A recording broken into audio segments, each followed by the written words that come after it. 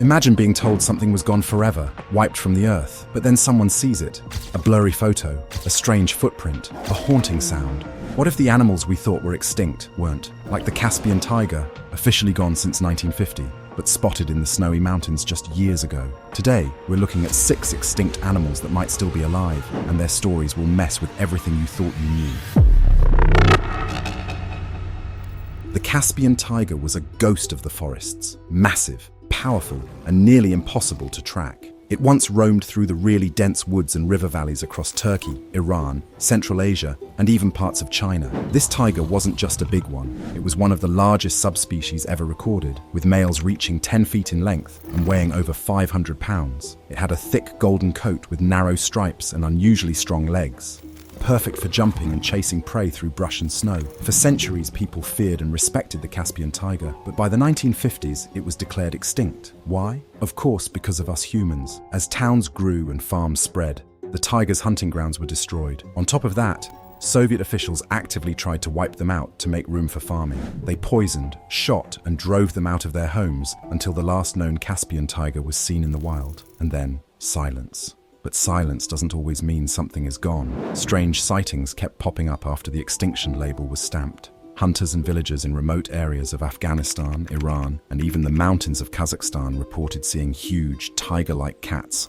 long after they were gone. Some claimed the animals were larger than any local leopard, with thicker fur and longer tails. Tracks too big to belong to leopards were found. And even in the 1990s, a few scientists suggested that a small population might still be hiding deep in unsearched terrain. And here's where it gets even weirder. Modern DNA research found that the Caspian tiger is almost genetically identical to the Siberian tiger. That means if the Caspian tiger did survive, it wouldn't just be a ghost. It would be the cousin of one of the toughest predators alive today. And in places where few people go, where forests stretch for miles and the snow erases tracks within hours, it's not that hard to believe something this powerful could still be out there, hiding in plain sight. And if that gave you chills, wait until you hear about an animal so strange, people thought it was a myth until they saw it up close, and maybe still do. The quagga looked like a zebra that couldn't decide what it wanted to be, and maybe that's what made it so unforgettable.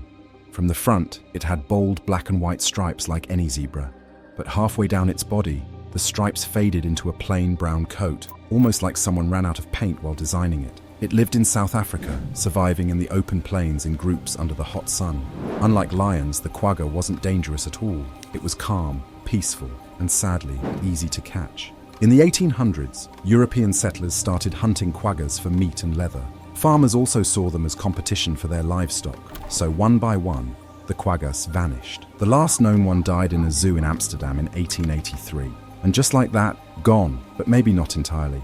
Because in the early 1900s, travelers and locals in Namibia and parts of South Africa reported seeing strange zebras, ones with stripes only on their front halves. Some photos even surfaced showing animals that looked a lot like quaggas, mixed in with other zebras. Scientists brushed them off as misidentified zebras or hybrids, but the reports kept coming. Some said these animals were more nervous, kept to themselves, and only showed up in the most remote parts of the desert. Then something surprising happened. In the 1980s, a group of scientists in South Africa started the Quagga project. They discovered that the quagga wasn't a completely separate species. It was a subspecies of the plains zebra. That meant its unique look could possibly be brought back.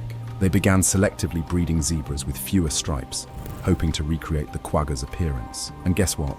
They've already produced several animals that look nearly identical to the original quagga. So, is the quagga still extinct? Or is it slowly coming back? Even stranger, what if some never left at all? In the large grasslands where herds still run and few people are watching, it's not impossible to imagine a few true quaggas still out there, hiding in plain sight. And speaking of survivors hiding in familiar places, the next animal might be lurking right beneath your feet.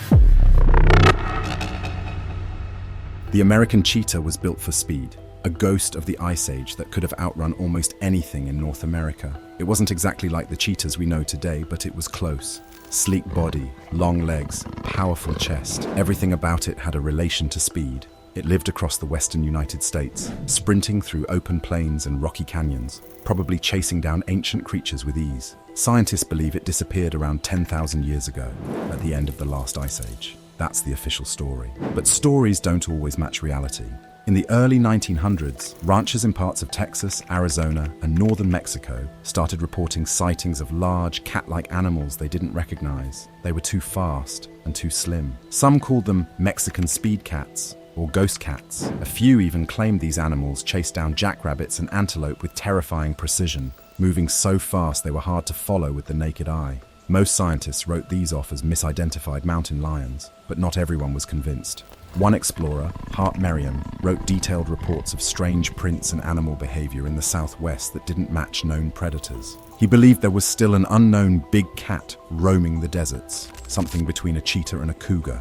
But here's where it gets real wild. Bones of the American cheetah have been found all over the western US, especially in places where these modern sightings happened. And unlike African cheetahs, these Ice Age cats were adapted to colder, rougher places, just like the high deserts and mountain edges of the Southwest. Some researchers now wonder, what if a small population somehow survived in the most remote areas, where almost no one goes, places where their speed, stealth, and the land itself could keep them hidden? We've assumed they're gone because they vanished from the fossil record, but nature doesn't always leave clear evidence, and animals built to disappear tend to stay that way. And if you thought a lost cheetah roaming the deserts was strange, just wait until you hear about a beast said to glow in the dark and hide in the trees.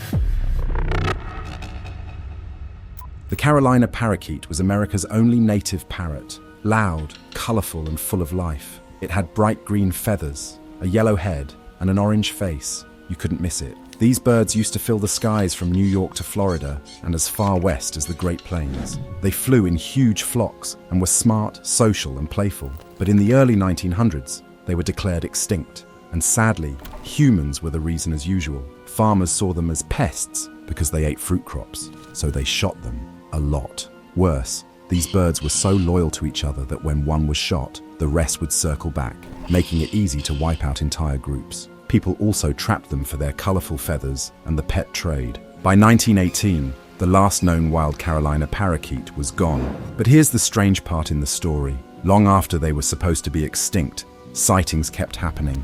In the 1930s, 40s, and even the 50s, people in rural areas of Florida, Georgia, and Louisiana reported seeing small green parrots flying in groups, making weird noises. Some thought they were just escaped pet birds, but others swore these parrots had yellow heads, just like the Carolina parakeet. One of the most famous sightings came from a farmer in the 1940s who watched a group of green and yellow birds land in his farm, eat some fruit, and fly away exactly like the old stories. A few researchers even visited the area to investigate, but nothing was proven. And now, with forests growing back in some parts of the South, people wonder, could a tiny group have survived, hidden in swamps and backwoods where nobody looked too closely? It's not impossible. Birds are hard to track. They fly, they move fast, and they don't leave much behind. So maybe, just maybe, this little parrot isn't gone as we think. Maybe it's still out there, bright and noisy, hiding where no one expects. And if birds can disappear that easily, what about creatures that live deep underground, where the sun never shines? The woolly rhinoceros was like something straight out of an Ice Age dream. Huge, hairy, and built to survive the cold. It looked a lot like the modern rhino, but it was covered in thick fur, had short ears to keep in heat, and a giant horn that could grow up to 3 feet long. This beast lived across Europe and northern Asia, traveling across frozen grasslands, eating tough plants, and using its horn to push snow away so it could graze. It was powerful, bulky, and could weigh as much as 6,000 pounds. That's heavier than a car. Cave paintings from ancient humans even show these animals in amazing detail, meaning people saw them with their own eyes. Most scientists say the woolly rhino went extinct about 10,000 years ago, around the same time as the mammoths. Climate change and human hunting probably helped wipe them out, but here's where it shifts completely. In the 1800s and 1900s, travelers and hunters in Siberia started reporting sightings of large, shaggy creatures that didn't match anything known to science. Some said they saw a massive, furry animal charging through the snow, with a long horn and a deep growl. Others found strange tracks, too big for any local animal, and some even discovered bones and fur that looked fresh, not thousands of years old. One report even told of a group of reindeer hunters who watched a huge hairy beast near a frozen river, thinking it was a bear, until they saw the horn. And here's the crazy part. The permafrost in Siberia keeps things frozen for thousands of years. That means animals and their DNA stay almost perfectly preserved. Scientists have pulled entire woolly rhino bodies from the ice, skin, hair, and all. Some experts now believe it's not impossible that a small group of these rhinos survived longer than we thought, maybe even into modern times, hiding in remote areas no one ever explores. And if something that big could stay hidden for centuries, what about creatures that leave no bones behind at all?